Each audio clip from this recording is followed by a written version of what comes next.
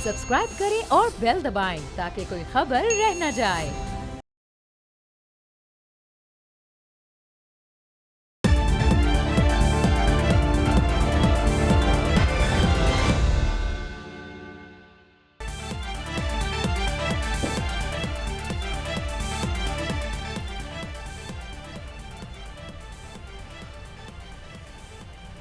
अस्सलाम वालेकुम, मैं हूं नूरुल आरफीन सिद्दीकी और आप देख रहे हैं मेरी जंग डिबेट। ये स्पेशल एडिशन आपकी खिदमत में हम पेश कर रहे हैं। हर हफ्ते इंशाअल्लाह ताला कोशिश हुआ करेगी कि एक न एक ख़ास मौजू पर, बल्कि ख़ासुल ख़ास मौजू पर कुछ न कुछ ऐसी गुफ्तगू करें कि जो पूरे हफ्ते शायद नहीं हो पाती। आज हमारे साथ जो पैनलिस्ट मौजूद हैं, पहले उनका तारुफ करा दूँ। मेरे साथ मौजूद है मोहतरम अकरम चीमा साहब, मेंबर नेशनल असम्बली हैं, पाकिस्तान तहरीक इंसाफ से इनका ताल्लुक़ है। मोहतरम खेलदास साहब, पाकिस्तान मुस्लिम लीग नवाज़ से। जनाब नईम आवान साहब, ताल्लुक़ है पाकिस्तान पीपल्स पार्टी से। साथ ही साथ हमारे नुमाइंदगान अब्बास नकवी साहब लाहौर से हमें ज्वाइन कर रहे हैं और ग़ुलाम मुर्तज़ा साहब इस्लामाबाद से हमारे साथ इस शो में, इस स्पेशल एडिशन में, बल्कि मेरी जंग डिबेट में हमारे साथ मौजूद होंगे। आज की डिबेट का उन्वान आपकी स्क्रीन पर चल रहा है, क्या हो चुका एहतसाब का इख्तिताम। पूछना ये था कि एहतसाब हुआ ही कब था जो इख्तिताम हो जाएगा। आज हम जिस मौजू पर गुफ्तगू करने की सही करेंगे वो है एनआरओ देना ना देना, नहीं छड्डांगा मार देंगा के वो नारे जो सुनते सुनते तबीयत आजिज़ आ गई है, जी मतलाने लगा है, कोफ्त आसाब पर तारी हो चली है। इस हवाले से 3 मुख्तलिफ खबरें।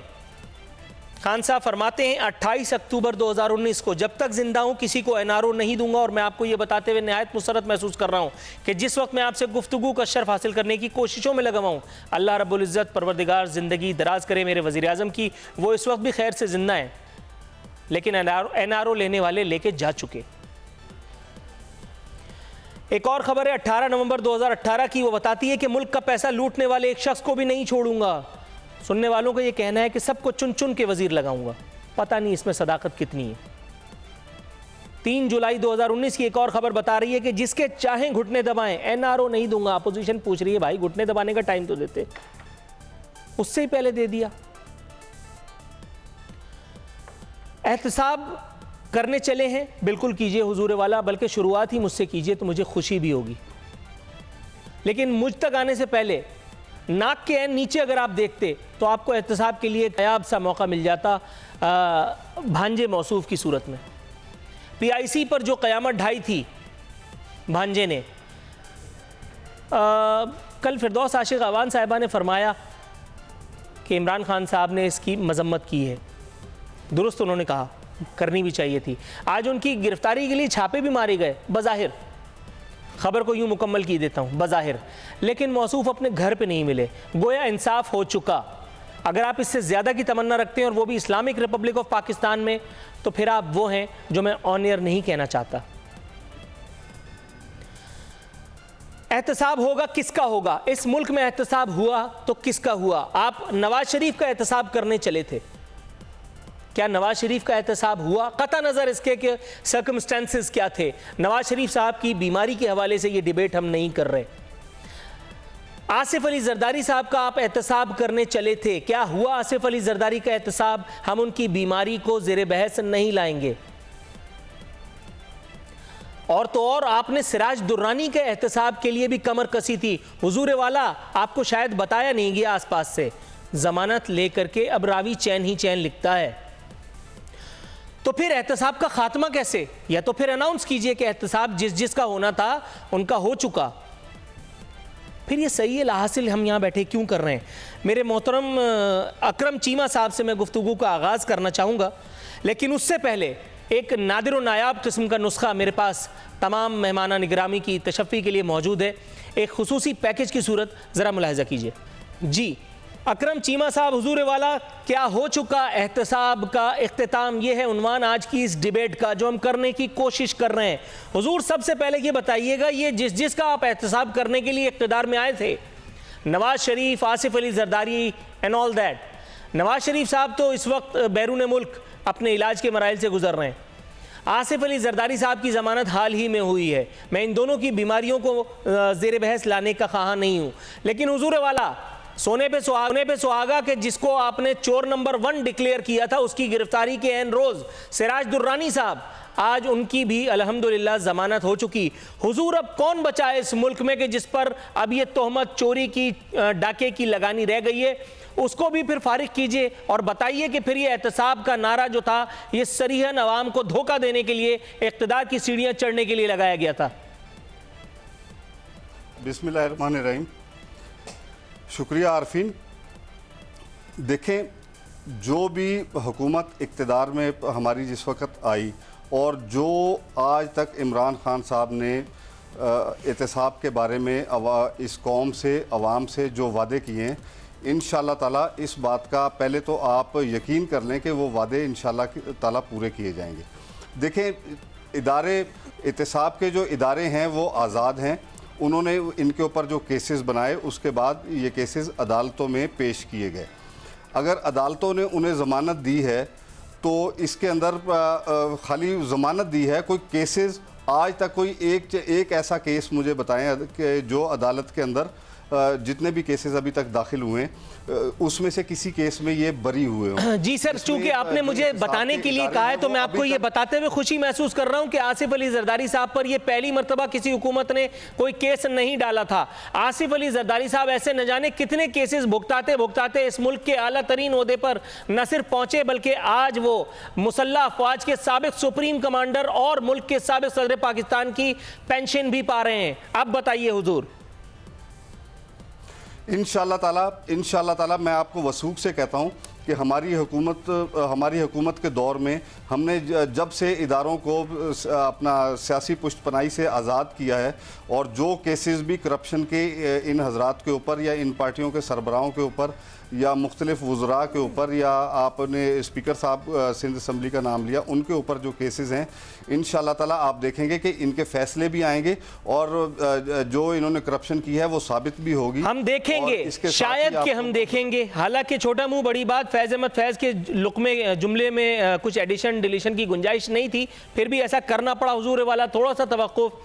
अली नकवी साहब, हुजूर वाला, इससे पहले कि एक और पॉलिटिकल पार्टी का वर्डिक्ट लेने की जिसारत करूं, सर ये लतीफ़ा कैसा लगा कि इदारों को सियासी असर रसूख से आज़ाद कर दिया गया है? अगर ऐसा है तो फिर एहतसाब का अमल कहाँ खड़ा है? नूरुल आलम साहब बहुत शुक्रिया। बात यह है कि जब से ये हुकूमत आई है, इमरान खान सिर्फ दावे करते नजर आ रहे हैं। पहला उन्होंने दावा किया था आवाम को रिलीफ देने का, वो मुकम्मल तौर पे नाकाम हो गए। उसके बाद उन्होंने कहा जी कि मैं एहतसाब करूंगा और तमाम सियासी पार्टियों का एहतसाब करूंगा। अब आप आहिस्ता आहिस्ता देख रहे हैं कि जो उन्होंने एहतसाब की बात की थी उसमें भी वो मुकम्मल तौर पे नाकाम नजर आ रहे हैं। अगर मियाँ नवाज शरीफ की और मियाँ शहबाज शरीफ की बात की जाती है तो जो अरबों रुपए की बात इमरान खान करते थे कि वो उनसे निकलवाएंगे और पेट फाड़ देंगे, उनके सारी करप्शन का पैसा निकलवाएंगे, लेकिन नज़र ये आता है कि वो मुकम्मल तौर पे नाकाम नज़र आ रहे हैं। और ज़रा ये कहते हैं कि मुस्तकबिल करीब में शायद मरियम नवाज जो है वो भी बैरून मुल्क के लिए जो है उड़ान भर लें। तो इस हवाले से अगर देखा जाए तो इमरान खान तमाम मामलात के अंदर कहीं भी उनको कामयाबी नज़र नहीं आ रही। और वो जो कहते थे कि मैं अरबों रुपए खरबों रुपए जो उन्होंने करप्शन की है वो निकालूंगा, अवाम के सामने लेकर आऊंगा, तो अभी तक तो वो कुछ लेकर ही नहीं आए। शहबाज शरीफ के ऊपर नैब में केसेस चल रहे हैं, अदालतों में केसेस चल रहे हैं। शहबाज शरीफ बैरून मुल्क चले गए, मियाँ नवाज शरीफ की जमानत हो गई, मरियम नवाज जो है वो जमानत पर जाती उम्र में मौजूद है, सलमान शहबाज बैरून मुल्क है, हमदा शहबाज सिर्फ जेल के अंदर है, ख्वाजा साद रफीक, सलमान रफीक वो भी जमानतों की कोशिशों में लगे हुए और उनकरीब ये भी कहा जाता है कि उनकी भी जमानतें हो जाएंगी।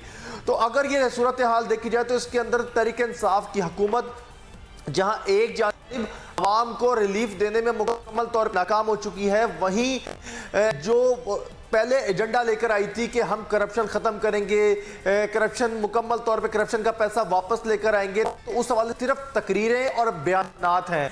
आप मुराद सईद को सुने, फिरदौसा चौहान को सुने, इमरान खान को सुने, जिसको सुने, फवाद चौधरी, वो सारे सिर्फ बयानात दे रहे हैं। इनके बस में कुछ नहीं है, सिर्फ बातें हैं और उसके बाद वो बात धकेल देते हैं अदलिया की तरफ कि जी अदलिया जो फैसला करेगी। तो सूरत हाल ये है कि इमरान खान जो है वो सिर्फ बातें करने तक नजर आए। मियां नवाज शरीफ के हवाले से जो उन्होंने कहा था कि वो अरबों रुपए की करप्शन का पैसा लेकर आएंगे, तो वो पैसे कहाँ है वो अभी तक को नहीं बता सर। वो पैसे उन्होंने जिससे लेने थे मैं उसी से पूछे लेता हूँ, बिला वजह वक्त का जिया किए हुए। मेरे साथ पाकिस्तान नवाज भी मौजूद है, पाकिस्तान पीपल्स पार्टी भी मौजूद है। पहले मैं जाता हूँ नवाज लीग के पास। खेलदा साहब हुजूर वाला, इतनी सुबकी हो रही है, वो भी एक सियासी खिलाड़ी हैं, सियासतदान है, इतने में तो आदमी रहम खा करके, तरस खा करके कुछ पैसे वापस कर देता है। साफ तो जाहिर नज़र आ रहा है कि इस वक्त हुकूमत मुकम्मल तौर पर नाकाम नज़र आती है। हिट विकेट होने का कोई इरादा है आपका? 100-200 रुपए अगर वापस कर दें ताकि मुराद सईद की उस बात को किसी हद तक तो सच माना जा सके कि इमरान खान आएगी तो 200 अरब लाएगी, 200 का नोट ही अगर कम से कम दे दिया जाता तो। नूरुल आरफीन साहब, बड़ी मेहरबानी आपकी। पहले तो मैं समझता हूँ ये एहतसाब जो आप कह रहे हैं, ये एहतसाब इसी तरह है जो जिस तरह आपने जो आपके प्रोड्यूसर ने जो पहले इंट्रो में चलाई स्टोरी, काश के आप भी गैर जानबदार होते, क्योंकि आप भी इसमें ऐड कर देते हैं कि जो नैब की लिस्ट है उसमें 37 लोग पीटीआई के और गवर्नमेंट के एनआरओ लेकर अंदर बैठे हुए हैं, तो उनको भी दो अगर चोर कहते हैं तो मैं समझता हूँ आप में भी हिम्मत है, आप में है। वैसे मैं आपको दादे देता हूँ, सलाम भी पेश करता हूँ, मगर आपके प्रोड्यूसर ने धर्म भरम होने से बचा लिया। मैं इस पे नजराने अकीदत पेश करता हूँ। तो आपके प्रोड्यूसर ने भी वही किया है जो 2.5 साल से ये जो पीटीआई की गवर्नमेंट हमसे करती आई, हमारी लीडरशिप की क़यादत की जो किरदार कशी की जा रही है। आप कहते हैं कि एहतसाब, मैं समझता हूँ ये एहतसाब नहीं है, ये ज़ातियात है, अना है इमरान खान की साहब की। अगर ये 200 अरब 400 अरब खरब पता नहीं कितने टीवी प्रोग्राम में आप भी सुनते होंगे, हम भी इतनी अमाउंट सुनते हैं, तो ये हमेशा कहते रहे हैं। मगर शहबाज शरीफ की जो लास्ट में हेयरिंग बता दूं, जिसमें आशियाना के केस में इन्होंने बड़ी भड़के मारी थी, दे इतने अरब ये हुआ, सुप्रीम कोर्ट के ऑनरेबल जज ने जो स्टेटमेंट दी वो भी आपके सामने है कि शहबाज शरीफ साहब के रोल को जो उसने बात की। तो मैं समझता हूँ ये सिर्फ इनकी जो सियासी मुखालफिन है, एक तो इनमें बर्दाश्त नहीं है, दूसरा ये डिक्टेटर जो माजी में रहे उनकी रूह उसमें इमरान खान साहब में आई है। तो ये थानेदार अगर आप अलाउ करें तो एक ज़िमनी सवाल नहीं, मैं इमरान खान वाहिद हुक्मरान है कि जिसके अंदर गर्दन में सरिया आ गया, जैसे आप बता रहे हैं, अगर तो आए हुक्मरानी पाते। सर थोड़ा सा तवक्कुफ, नवाज शरीफ साहब जब आए थे इक़्तिदार में तो उसके बाद उन्होंने किन किन मीडिया ग्रुप्स को खुड्डे लाइन लगाया था, किन किन के साथ क्या कुछ हुआ था, क्या आप वो भूल गए? हुक्मरानी जैसे ही नसीब होती है उसके बाद फिर आदमी जो है वो अल्लाह मियाँ की लाठी खुद को समझने लगता है, जिसके सर पे चाय बरसे, ऐसा उमूमन होता है। और नवाज शरीफ साहब का माजी इस हवाले से काफ़ी गड़बड़ेशन का शिकार है। आर्मी चीफ हो, चीफ ऑफ यानी चीफ जस्टिस हो, उनकी तो कभी किसी से बनी नहीं। तो इमरान खान कोई एक्सेप्शनल केस है? नहीं, नवाज शरीफ साहब की अगर नहीं बनी किसी से, ये नवाज शरीफ साहब ने एक खुद अपने हम गैदरिंग में बैठे थे, कुछ लोग ही बैठे हुए थे, तो एक बंदे ने सवाल किया कि ये कहते हैं कि आप हमेशा आते हैं तो आपका झगड़ा हो जाता है। तो नवाज शरीफ साहब ने एक बड़ी अच्छी बात की और उन्होंने कहा चलो मेरा सबसे झगड़ा हो जाता है, मैंने 5 अपॉइंटमेंट की, मेरा अगर झगड़ा हो जाता है, मुझे ये बताएं जो 18 वज़ीर आज़म बाकी पाकिस्तान के था उनका क्या कसूर था, उन्होंने क्यों नहीं अपनी टाइम मुद्दत जो है पूरी की, क्यों नहीं वो अपना बरसरे इक़्तिदार 5 साल पूरे कर सके? आप लियाकत अली खान को देख लें, भुट्टो शहीद को देख लें, सहरवर्दी को देख लें, मोहतरमा शहीद, तो चलो उनका क्या कसूर था, पहले ये हमें बताया जाए। तो मैं समझता हूँ कि जो आप बात कर रहे हैं मीडिया ग्रुप की, शायद हुआ होगा, मुझे नहीं मालूम कौन से ग्रुप से हुआ है या नहीं हुआ है, मगर हमने तारीख से वक्त से हमने सीखा है, हमसे गलतियां हुई है, मैं मानता हूँ हुई होगी, कहीं पे गलती हुई होगी, मगर हमने सीखा है। हमने किसी मीडिया ग्रुप को इस तरह लाखों बेरोज़गार नहीं किया है जो जिस तरह आज मीडिया के वर्कर और आप ही मीडिया है जो इस इमरान खान को इतना बना के बढ़ा चढ़ा के और हमें इतना गंदा करके आपने पेश किया, ये भी मीडिया ही है, ठीक है ना? मीडिया की बात आप कर रहे हैं, मैं कुछ सेगमेंट की बात कर रहा हूँ, मैं किसी के एक ग्रुप का नाम नहीं ले रहा हूँ। बिल्कुल ठीक। मैं ये कह रहा हूँ कि इमरान खान वजीर आज़म लगे हैं, इस मुल्क के थानेदार नहीं लगे हैं, तो छोड़ूंगा नहीं, छूंगा थोड़ा सा तवक्कुफ। मैं दूसरा बात, एनआरओ नहीं दूंगा, जिसको एनआरओ देना था इमरान खान साहब को, वो इलेक्शन से पहले बन्नी गाला में आपको पता है एक वो मशीन लगी हुई थी जिसको आप हमेशा कहते थे, उसमें सारे वो साफ शफाफ होके बैठे हुए हैं। अगरचे मेरिट पे एहसाब हो, मैं कहता हूं किसी ने भी, अगर किसी पार्टी, अगर मेरी पार्टी अगर और किसी अगर किया है, right sir, got your point. थोड़ा सा तवक्कुफ की इस्तदा है, मैं इस्लामाबाद जाऊंगा। राइट झूठ राइट पे राइट मुल्क नहीं है, इंतकाम है, सियासी मैं समझ अदा गया, है, मैं और समझ कुछ गया। नहीं है। अब मैं जाऊंगा गुलाम मुर्तज़ा साहब के पास, सीधा इस्लामाबाद। गुलाम मुर्तज़ा साहब, हुजूर वाला, जितनी भी गुफ्तगू हुई आपकी समात ने उसको महसूस किया, आपने समात किया उसको। हुजूर वाला, ये मुझे बताइए, एहतसाब के बुलंद व बांग नारे लगा लगा कर इमरान खान साहब की सरकार, ऐसा लगता है कि गोया अपनी क्रेडिबिलिटी खो चुकी। मैं लफ्ज़ इस्तेमाल करता हूं, खो चुकी, खोने को नहीं है। BRT के हवाले से जो कुछ है वो सबके सामने है, उस पर मज़ीद किसी तबसरे की गुंजाइश मेरा नहीं ख्याल के मौजूद है।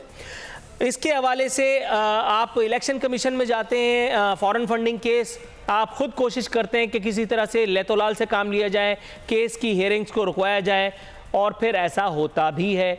BRT पर जब मामला होता है तो फिर आप कोर्ट जाने की तैयारी करते हैं ताकि उसकी प्रोसीडिंग्स को रुकवाया जाए। हुजूर वाला, बाकी सब चोर, ये हाजी, तो इतनी फिर हबड़ दबड़ किस बात की, इतनी अफरा तफरी किस बात की है? एहतसाब अगर हो रहा है तो फिर क्यों नहीं सबको उस चक्की में बराबर पीसा जाता? हुआ ये है कि इनको भी नहीं पता चला कि जब इनके साथ ये काम हो गया कि मियां नवाज शरीफ साहब बाहर हैं और जरदारी साहब, उनका इलाज शायद कराची में होगा या कराची से बाहर होगा। बात ये है कि ये इनका बयानिया ख़ुद ब खुद उस नहज पे पहुंच गया। ये नहीं चाहते, पाकिस्तान तहरीक इंसाफ नहीं चाहती थी कि इनके बयानिए को इस तरह से जो है वो ख़त्म कर दिया जाए, क्योंकि इसी के ऊपर ही इनका निज़ाम चल रहा था। फिर ये हुआ कि जब ये इनका बयानिया अब लोगों को महसूस हुआ कि अब शायद इनके पास तो कुछ था नहीं देने के लिए, NRO या जहाँ से भी हुआ, जिस तरह से भी हुआ, लेकिन ये है कि ये किसी न किसी हद तक नज़र आता है कि मुफाहमत या मुसालहत की कोशिश की जा रही है ताकि सियासी जो काफ़ी सारा जो कड़वाहट है उसको कम किया जा सके। दूसरी बात आपने पूछी कि BRT और दीगर मनसूबों के हवाले से तकरीबन तमाम हुकूमतें, पाकिस्तान पीपल्स पार्टी की हुकूमत को भी हमने देखा, पाकिस्तान मुस्लिम लीग नवाज़ को भी देखा, इससे पहले मुख्तलिफ अलाइंसेस भी देखे। तो जब भी किसी की हुकूमत होती है वो दूसरी पार्टियों को दबाने की भरपूर कोशिश करता है। ये पाकिस्तान की सियासत का खासा है। और दूसरा ये है कि सियासी बयानात जो होते हैं वो भी दिए जाते हैं और उसकी पॉलिटिकल कंजम्पशन होती है। उस वजह से ये ऐसे बयानात देंगे तो पार्टियां और पार्टियों के रहनुमा और उनके आगे MNAs, उनके MP सबको बेचने के लिए कोई ना कोई चूरन दरकार होता है। ये पाकिस्तान मुस्लिम लीग नवाज़ भी यही करती रही है और पाकिस्तान पीपल्स पार्टी के दौर में भी होता रहा है। ये बात दुरुस्त है कि जो नारा दिया गया था कि इन तमाम का एहतसाब करना है, वो इस वक्त काफ़ी हद तक घिस चुका है, पिट चुका है। लेकिन अगर हम ये देखें कि इसको आईन व कानून की आंख से अगर हम ऑब्ज़र्व करें तो ये शायद वक्ती ऐसी चीज़ को नज़र आ रही है। लॉ पॉइंट के हवाले से देखें, इनके केसेस अदालतों में हैं, जब वो केसेस ख़त्म हो गए उसमें पब्लिक प्रोसिक्यूशन जो या जो प्रोसिक्यूटर्स हैं नैब के, वो पेश होंगे, फिर ये वहाँ साबित नहीं कर सकेंगे अगर केसेस को, तो फिर हम ये बात कह सकते हैं कि बहुत कुछ जो है वो सिर्फ इस हुकूमत को लाने के लिए और इन लोगों को इक़्तिदार देने के लिए भी काफ़ी सारी जो मनूवरिंग थी वो की गई थी। दुरुस्त है सर। थोड़ा सा ब्रेक पर पाँव रखने की इस्तदा है आपसे। मैं जाऊंगा पाकिस्तान पीपल्स पार्टी का वर्जन लेने के लिए नईम आवान साहब के पास। हुजूर वाला प्रोग्राम में आपको खुशामदीद कहते हुए इस्तदा करूंगा। Thank you very much. पहले भी आसिफ अली जरदारी साहब को कई मरतबा अक्यूज़ किया गया, पहले भी बहुत सारे इल्ज़ामात लगे। आसिफ अली जरदारी का नाम जहन में आता ही मुख्तलिफ तसव्वुरात जन्म लेने लगते हैं। अब वो चाहे कुछ मीडिया ग्रुप्स की मेहरबानी हो, चाहे वो कुछ और लोगों की मेहरबानी हो, लेकिन आसिफ अली जरदारी साहब का नाम जो है वो बहुत सारी कंट्रोवर्सीज़ के साथ जुड़ा हुआ है। इसमें तो खैर आप भी, मेरा नहीं ख्याल है कि कोई दो राय रख सकते हैं। लेकिन हुजूर वाला, इल्ज़ामात लगाना और साबित करना ये दो अलग अलग बातें हैं। ये मुझे बताइएगा कि आसिफ अली जरदारी साहब पिछली मरतबा जब उनको मुख्तलिफ इल्ज़ामात से गुजारा गया, उसे एक पूरे प्रोसेस से गुजारा गया, उसके बाद उनको उजरत भी खूब ठीक ठाक मिली अल्हम्दुलिल्लाह। वो मुल्क के आला तरीन मनसब तक पहुँचे। मैं मुख्तलिफ प्रोग्राम्स में ये बात बार बार कहता रहा हूँ, आज फिर दूसरी तीसरी मरतबा मैं ये कह रहा हूँ, and I really mean it. तो आसिफ अली जरदारी साहब की तो तशफ़ी का खासा इंतज़ाम हुआ। लेकिन सर हुजूर वाला, ये मुझे बताइए कि ये एहतसाब ये जो फसल काट रहे हैं, इसमें एहतसाब हुआ क्यों नहीं? आगा सिराज दुर्रानी के घर से जो पैसे पकड़े गए थे, वो शर्जील मेमन, वो आसिफ अली जरदारी, वो लॉन्चों पे पैसे, वो कादिर काका, मंजूर काका, वो सारे काके किधर गए वो पैसे? क्या फरमाएंगे हुजूर? आफरीन भाई, बात ये है कि इस मुल्क के अंदर एक रूल है, एक लॉ है। लॉ ये कहता है कि अगर मैं आप पे इल्ज़ाम लगाऊं आपने चोरी की है तो फिर साबित भी मैंने करना है, आपने जस्टिफाई नहीं करना। कुछ दिन पहले पूरी कौम को एक संदेशा दिया जा रहा था कि पाकिस्तान पीपल्स पार्टी के कुछ अकाउंट बर्फ़ वाला, गोले गंडे वाला, उनके अकाउंटों में अरबों रुपये की ट्रांजेक्शन हुई। वो कहाँ चलेगा सारे अरबों रुपये की ट्रांजेक्शन? हमारा तो मीडिया ट्रायल जो कुछ हुआ पूरी कौम ने देखा। बात ये है कि एहतसाब हम कहते हैं, एहतसाब करें लेकिन क्रॉस द बोर्ड करें। हमने पहले भी आसिफ अली जरदारी साहब ने 11 साल जेल काटी और इसी आज़ाद अदलिया ने ये कह के छोड़ दिया कि आपके ख़िलाफ़ हमें कुछ भी नहीं मिला।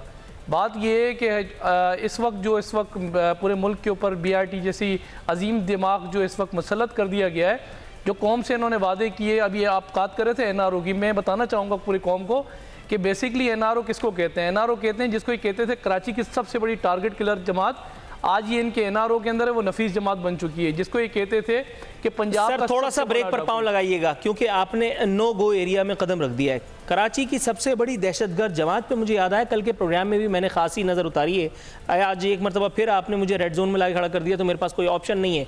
हुजूर, वो जमात उस वक्त दहशतगर्द नहीं थी जब आसिफ अली जरदारी वहाँ माथा टेकने गए थे 90 पे।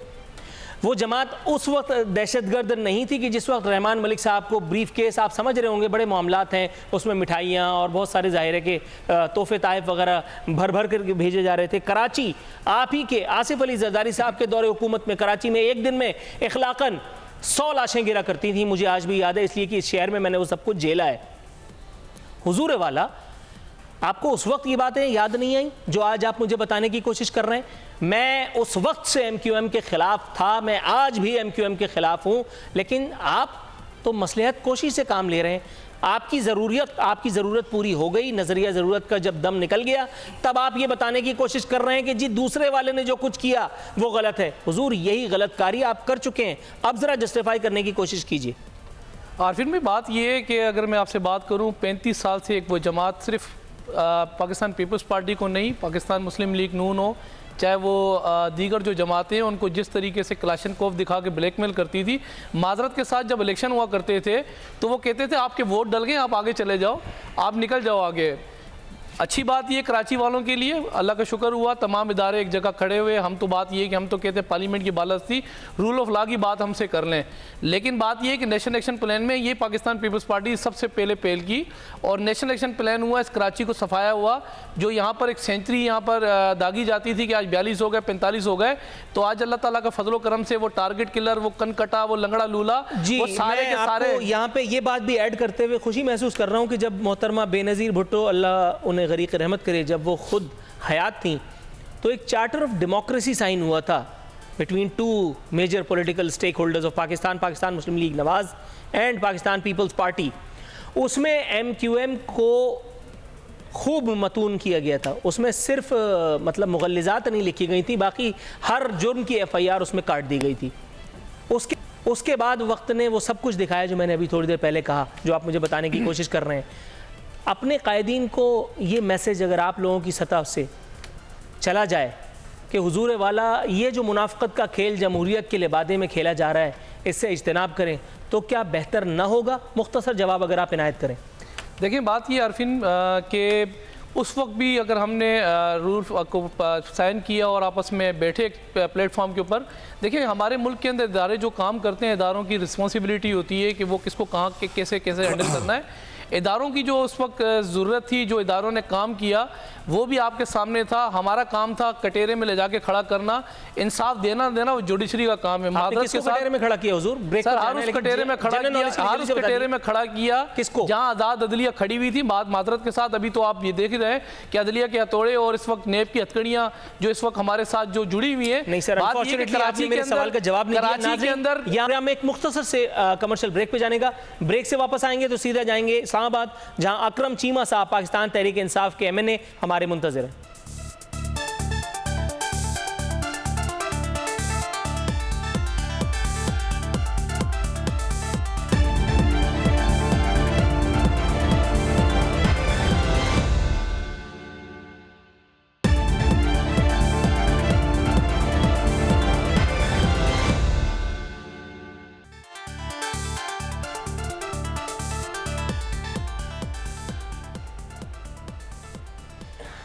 वेलकम बैक नाजरीन। बदस्तूर हमारे मेहमान हमारे साथ मौजूद हैं। ये फरमुदात, ये इरशादात जो अभी आपने मुलाहिजा किए, ये उस एक गरीब आम आदमी के हैं जो बड़ी आरजुओं, बड़ी तमन्नाओं के साथ अपनी आंखों में पता नहीं क्या क्या ख्वाब सजाकर पाकिस्तान तहरीक इंसाफ को इक़्तिदार में लाया था।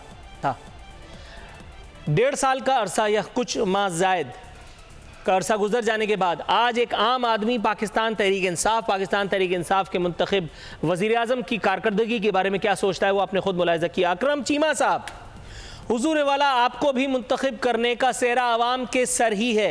अगर आप चाहते हैं तो मैं इस पर यकीन करता हूँ और मुझे यकीन है भी।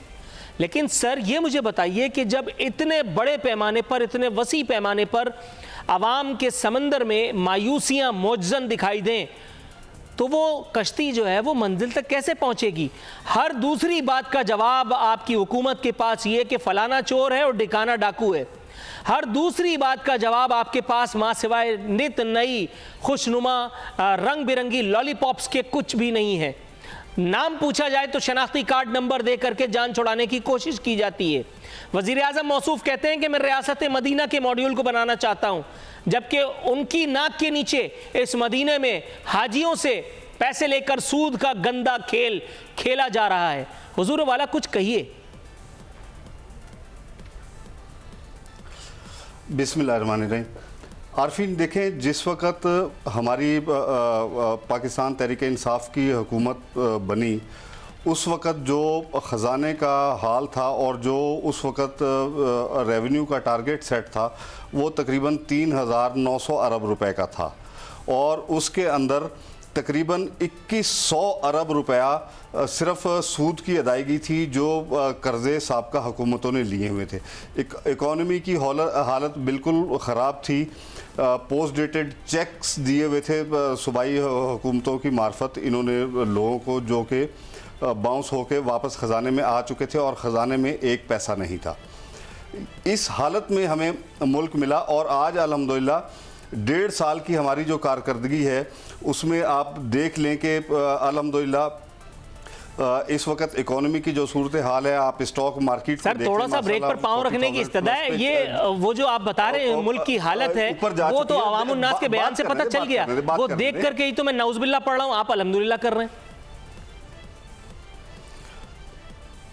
उसके अलावा जितने भी इनिशिएटिव हैं हमारी गवर्नमेंट के, इंशाल्लाह ताला आप देखेंगे कि ये दिसंबर का मंथ और जनवरी का मंथ इंशाल्लाह ताला आपको नज़र आएगा कि वाज़े तौर पे महंगाई के अंदर कमी होना शुरू हो गई है और इंशाल्लाह ताला आप इन 2 महीनों थोड़ा सा तवक्कुफ, महंगाई में कमी कहाँ पे हो गई है?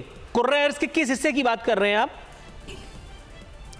मैं पाकिस्तान की बात कर रहा हूँ सर। अच्छा, थोड़ा सा ब्रेक पर पाँव रखिएगा हुजूर। आज जब एक सब्जी वाले का मुंह देखने का इत्तेफाक हुआ तो उसने जो कीमतें बताई मेरे तो तोते उड़ गए। मैंने उससे कोई बहाना किया और वहाँ से चंपत हो गया। हुजूर वाला कोई सब्जी वाला ही कम से कम मुझे बढ़ा दे कि मैं जाकर के उससे वो सब कुछ उसी तरह से ले सकूँ। वही सब्जी वाला जिसको इंटरव्यू कर करके जिससे आगे पेश कर करके आप लोग अपनी सारी मामलात चला रहे हैं। हुजूर मतलब कौन सी दुनिया में रहते हैं आप लोग? आपके जो मुशीर खजाना है वो कहते हैं टमाटर 17 रुपए किलो। गजब खुदा का, इनके लिए तो कोई बहुत सख्त सज़ा होनी चाहिए थी, मगर उनका अज्र जो है वो बड़ा तादेर रहेगा उनके साथ। जबकि बाज़ार में उन दिनों 450, 400 और 350 रुपये टमाटर दस्तयाब था। एक मौसूफ़ा है आपकी फिरदौस आशिक अवान साहिबा, वो कहती हैं टमाटर, बल्कि गुलाम सरवर साहब, वो कहते हैं जो मटर है वो 5 रुपये किलो। मतलब ऐसा कहाँ हो रहा है? अफजल चंद साहब फरमाते हैं कि मुर्गी का गोश्त 100 रुपए किलो। ये कौन पाल रहा है वो मुर्गी? ये वही वाली मुर्गी तो नहीं है जो इमरान खान साहब आवाम को भेड़ने के चक्कर में थे वजीर आजम बनते ही? नहीं आरफीन, इस तरह बात नहीं है।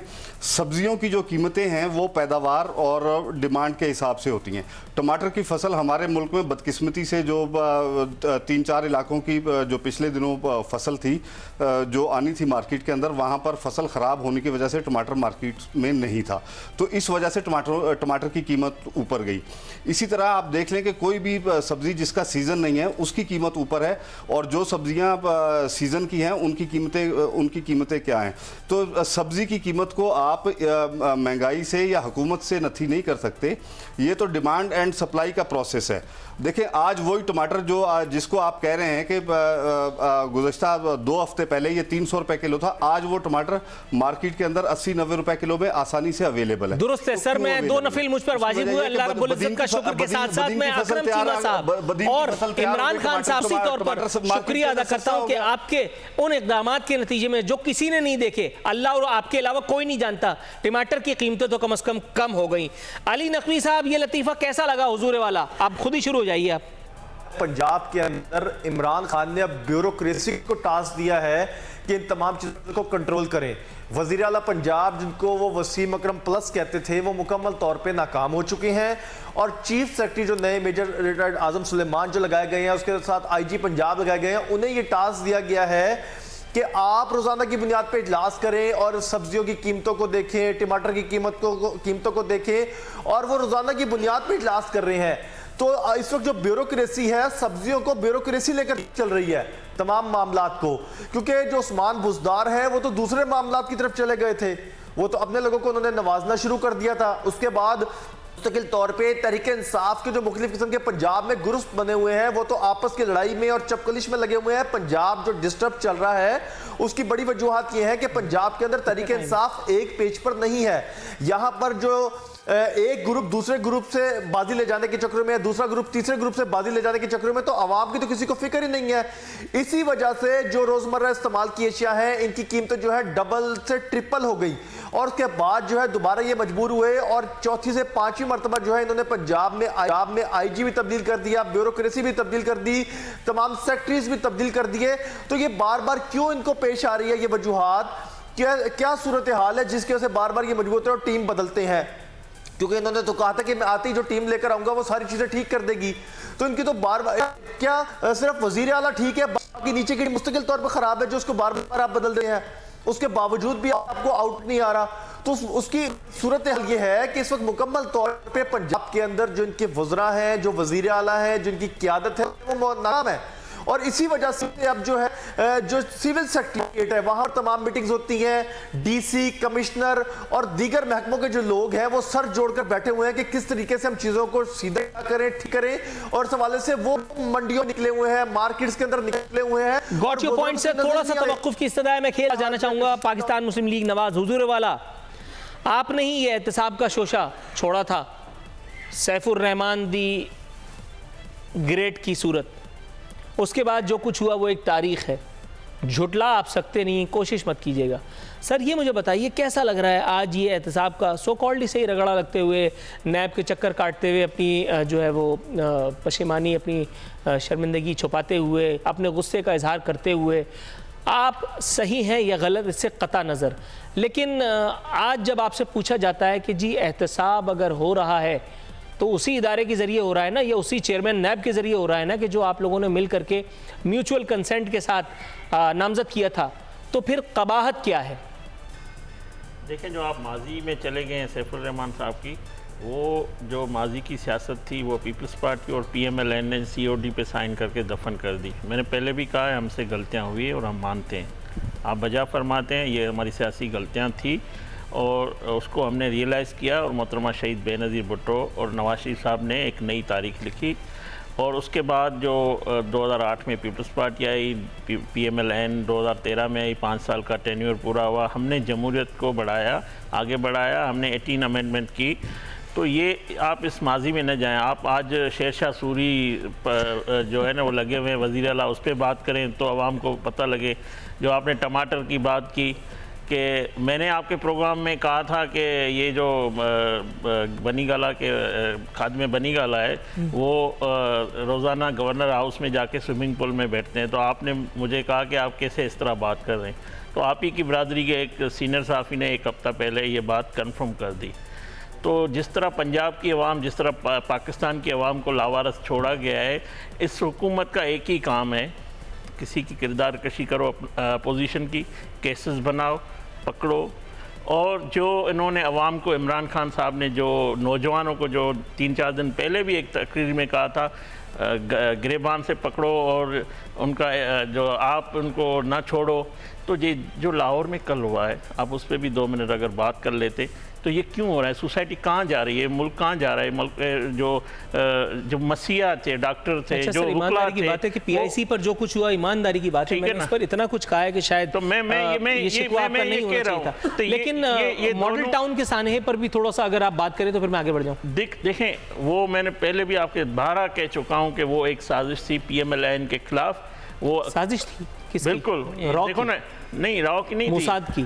इधर ही थे जो लंदन प्लान में बना के जो पनामा लेकर आए, जो सब कुछ किया, ये सब वक्त के साथ सामने आ गया। अभी भी वो केसेस जो है ना कोर्ट में है। हम थोड़ा सा तवक्कुफ किस तरह, प्रोग्राम की ड्यूरेशन कम हो गई है। नईम अवान साहब, हुजूर वाला, जरा जल्दी से मुझे ये तो बताइए हुजूर, अब अगला नंबर किसका है इस एहतसाब की चक्की में? क्या सवाल पूछने के जुर्म में मुझे ही डाल दिया जाएगा, या वो मीडिया वाले जो वक्त के नीरू को बांसुरी बजाता देख करके सवाल करना नहीं छोड़ रहे? आज का इतना मज़का खेज़ बयान मैंने इमरान खान साहब का पढ़ा और मेरे मुंह से बेसाख्ता निकला, इन्ना लिल्लाहि व इन्ना इलैहि राजिऊन। मौसूफ फरमाते हैं कि पंजाब हुकूमत के बेहतरीन इक़दामात की वजह से नुकसान कम हुआ। गोया शेर शाह सूरी को एक मरतबा फिर उन्होंने एक्नॉलेज फरमा दिया। हुजूर, कर लिया एहतसाब? हो जाएगा एहतसाब? उस्मान बुज़दार का एहतसाब कौन करेगा? उस्मान बुज़दार का एहतसाब वही करेगा जो इस वक्त उस्मान बुज़दार को वसीम अकरम बना के लेकर आया है। बात यह है कि इस मुल्क के अंदर, इस मुल्क का आलमिया ये रहा है कि मैंने अभी आपको थोड़ी देर पहले भी कहा कि हम कहते हैं एहतसाब करें, क्रॉस द बोर्ड करें, लेकिन यह एहतसाब के नाम से जो इंतकाम की मुहिम की जा रही है, बात ये घर में अगर बाप एक है ना, तो भाई बात ये है कि घर चलता है जब बेटा भी बाप बन जाए, और बात ये है कि बीवी भी बाप बन जाए तो फिर घर नहीं रहता। इस वक्त तो सूरत हाल ये है कि एक बच्चा छोटा कहता था, माँ क्या बात है, दाल बनाई है, कल दाल, परसों दाल, आज दाल, तो माँ कहती बेटा दाल थी तो बनाती थी, अब तो दाल भी ख़त्म हो गई है।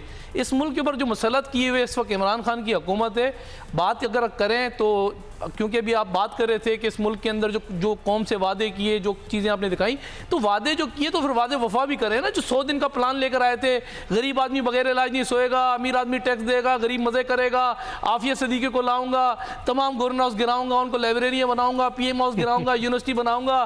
फिर बात यह कि IMF के पास मैं नहीं जाऊँगा, IMF मेरे पास आएगा। हॉलैंड का वज़ीर आज़म साइकिल पर जो है वो PM हाउस में जाता है। फिर बात यह है कि ये कौम के साथ जो वादे की फिर का ये जो है वो हिटलर ने यू टर्न न लेके बड़ी गलती कर दी। तो सरकार दो आलम नबी पाक सल्लल्लाहु अलैहि वसल्लम फरमाते हैं, बदबख्त है वो इंसान जो झूठ बोले, बदबख्त है वो इंसान जो वादा खिलाफी करे, बदबख्त है वो इंसान जो इमानत में खयानत करे। तो इस वक्त जो जिस थोड़ा सा दरवाजे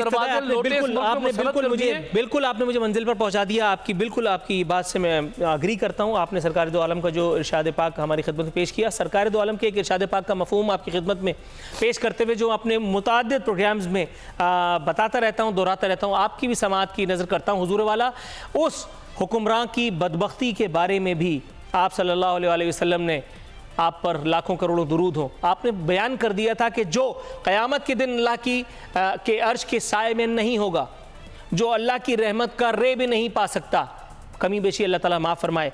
और अगर मैं माजी में झांक करके देखता हूँ तो मुझे कोई हुकूमत अनफॉर्चुनेटली ऐसी नहीं मिलती मौजूदा हुकूमत के साथ साथ कि जिसका हुक्मरान, फिर आप समझ रहे होंगे मैं क्या कहना चाह रहा हूँ। नाजरीन, ये था हमारी आज की गुफ्तगू का हासिल। एहतसाब का इख्तिताम, इस अनुवाद से हमने बात की, क्या हो चुका एहतसाब का इख्तिताम। मैंने तो प्रोग्राम शुरू होते ही एहतसाब का इख्तिताम कर दिया था, तो क्योंकि मेरे अपने हिसाब में एहतसाब हुआ ही नहीं। एहतसाब के नारे थे, एहतसाब के दावे थे, वो नारे वो दावे किस हद तक पे ऑफ कर सके उसे कौम को जिसने अपनी आंखों में तब्दीली के ख्वाब सजाए थे, इसका फैसला आप पर छोड़ते हुए हमारे प्रोग्राम का वक्त अब खत्म हुआ। हमारी टीम को, नूरुल आरफीन सिद्दीकी को इजाज़त दीजिए। फ़ी अमानिल्लाह।